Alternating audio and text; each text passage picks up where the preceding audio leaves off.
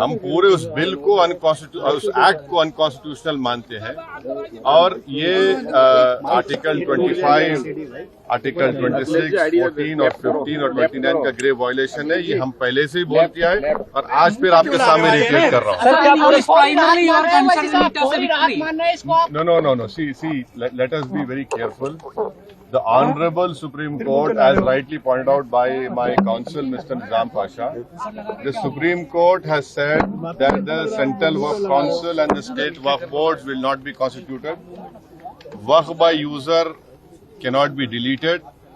Now, there are other provisions also, which we as a party have come to the Honorable Supreme Court that calling it unconstitutional.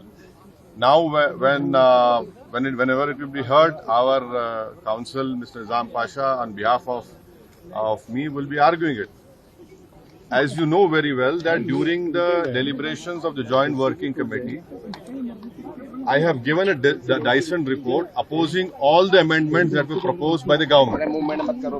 And during the debate in the Parliament on the consideration or passing of that bill, I have opposed each and every amendment. I have called it unconstitutional. I still call this law as unconstitutional, as violating the fundamental rights of Article 14, 15, 25, 26 and 29. So our legal battle will continue to ensure that this act, against this act will continue. देखिए सवाल देखिए, आपको पूरे उस कानून को समझने की जरूरत है।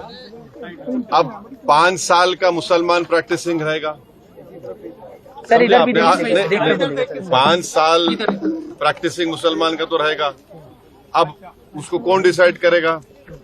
अब कोई महिला है, उसको कौन डिसाइड करेगा? तो ऐसे कई उसमें जो अमेंडमेंट्स के जरिए लॉ बनाया गया है, हम उसके आज भी मुखालिफत कर रहे हैं और कल भी अपोज करते रहेंगे। और लीगली हम सुप्रीम कोर्ट में चैलेंज किए, हम उसको उन तमाम चीजों को violation of the fundamental rights मानते हैं।